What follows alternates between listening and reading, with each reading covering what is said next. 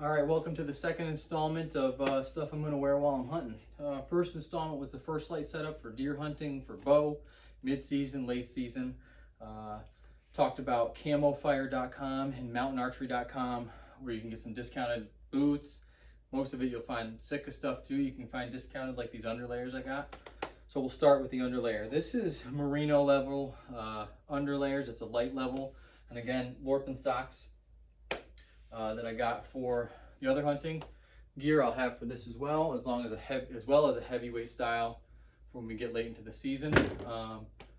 So that's the first layer that I'm going to run with. Obviously you can see it's not like a timber or a marsh. It's Optifade 2. Fine with that. It's the same style as my bow that I hunt with. We have another layer here. This is again Sitka Optifade 2, heavier layer merino.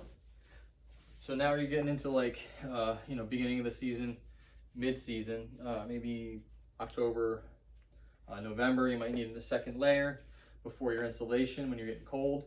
I would run this, and then I have a pullover top too. It's a heavier weight. It's a heavyweight layer merino. Now this is the first piece of gear that I have that is colored in the timber color.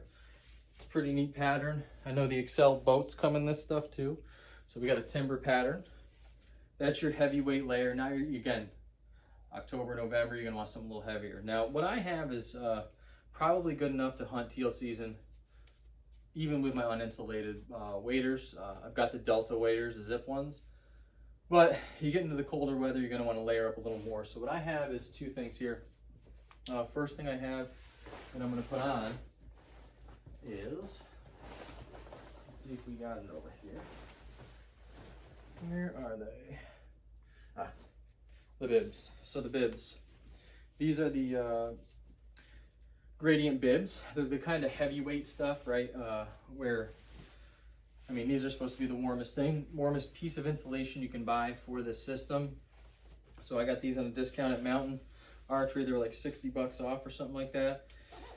Maybe they're half price, I can't remember, but they have the Permaloft, no pockets or anything. It's just kind of, it's got inside pockets, I guess, one there. And then it's got your normal buckles that Sitka comes with, where you can kind of pull them out of there. These are kind of difficult to pull out of there. You're probably never going to do it if you put them on once. I'll show you how they work on the Delta waders. But that's your gradient level layer. I do have the gradient pants as well. Probably more of an earlier season, kind of getting in December, right beginning of January, where it's super cold. These are January, February, where we're talking below zero. We're still getting out there. It's really windy out, so you have a couple of options. So now, kind of layered up. Going to be getting a little bit warmer layers on. You want to get this gradient level hoodie as well. It's a half zip hoodie. Just like all the Sitka hoodies, they have a face mask in there as well. I mean, that's neat. I'm probably never going to use it, but it's kind of cool to have. So we got to layer this on top. Yep, boom, boom, boom. I got, again, these two layers and the gradient pant I got on a discount at Mountain Archery. I got them right at the beginning when these things went on sale, so my size was still available. Keep checking back there. As the season goes, you're going to want to check back to get these layers.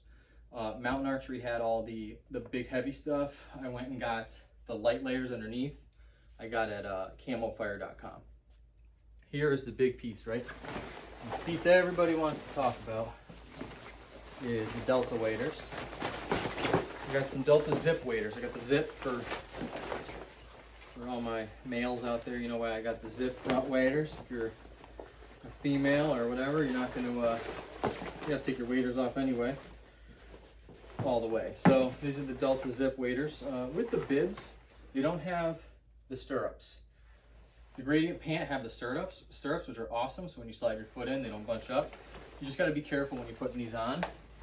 So maybe you're sitting on the back of your tailgate, just kind of slide them in. I like to put toe warmers on too. They will fit with toe warmers, but just be careful. These are uninsulated pants, which is why you need all these layers. It makes it easy to take stuff off too. Boom, you put that on. I'll get to show you that one. Slides up tight over the top with the stirrup thing, or with the whatever this is called, overall, and I can kind of show you how this works. So I left this one off so you can see that the buckle is really neat. Kind of comes in from the side, go from the back here, comes in from the side, and then lashes over the front of that little tooth, stays inside. And now, for those of you that have had the big buckles, you'll know when you put your gun against your shoulder, some kind that's in the way, I would always have to unbuckle this one, tuck the buckle in so I didn't hurt my shoulder after all day shooting. That is a perfect way to do it. You've got the option to buckle this in, tighten everything down. You can see even with all this bulk, I'm looking good as far as bulk. Good movement, great. The Lacrosse boots, I love the Lacrosse boots. You just saw my other video with the first light. I've got Lacrosse hiking boots. I've got Lacrosse Alpha Burleys as well. These are akin to the Alpha Burleys. I think these are 1,600 gram, maybe 1,200 gram. I can't remember exactly, but they're heavy duty. They feel great on the inside. They're very, the footbed's soft. They feel just like my old Lacrosse waders, except they aren't 5mm neoprene weighing me down. So now you're getting to the point where you can go walking in the water, no problem. But it could get cold. It could get a little colder. So this piece that I have here is the duck oven jacket. Again, $300 and something. Worth it. You can find these again on Mountain Archery that have deals on them. If you catch them at the right time, you'll get your size. Again, timber pattern. You can put this over, but in typical fashion, I'll put this under my waders because it's not waterproof. So if I hop out of the boat, I don't want to ruin this Permaloft on the bottom. It's not Gore-Tex.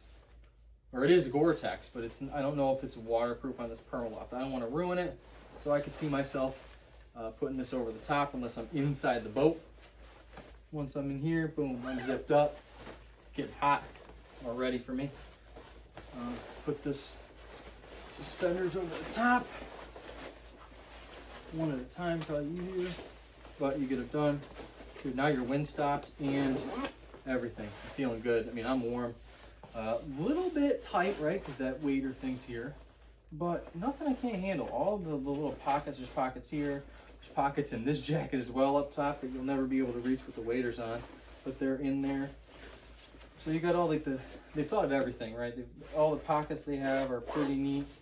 These are waterproof zippers here, water resistant zippers here. So be careful what you put inside these ones. Same thing up here, water resistant.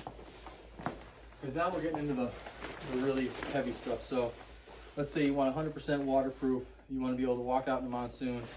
I've got the wader jacket as well. Now, if you had all these layers on, maybe you're driving out, it's raining, it's snowing, you don't want to get too wet before you get underneath the blind.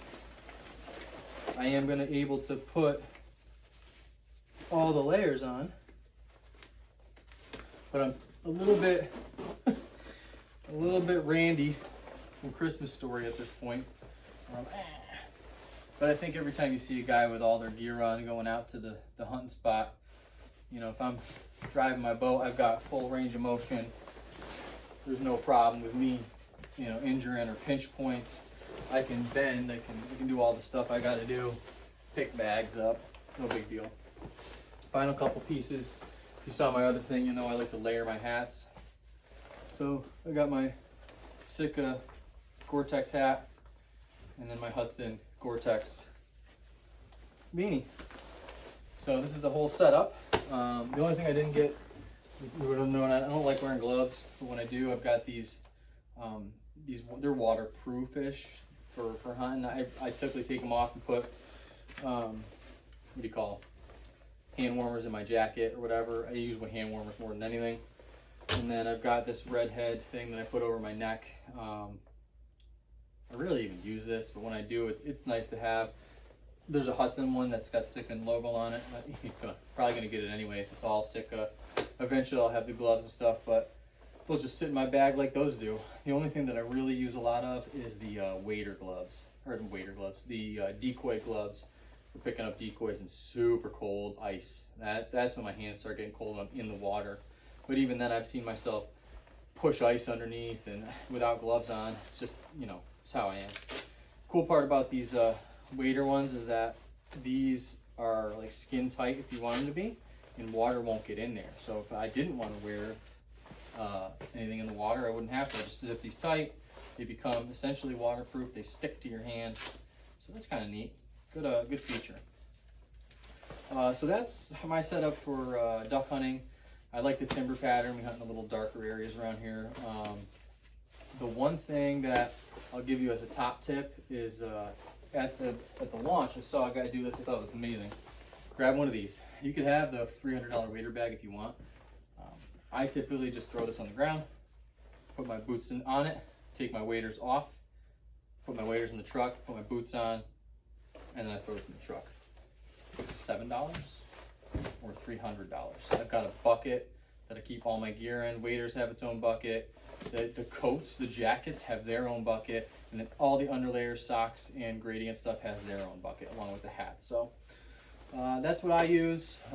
Make sure you go watch the Fusion one if you're thinking about the First Light gear as well. And then I've also got a setup where I show you how to take an SBE2 shotgun, an American shotgun, and make it feel like an SBE3. Check out those as well. Those are the hunting ones.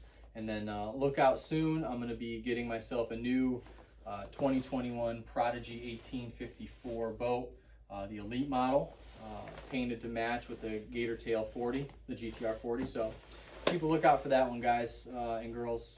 Happy hunting.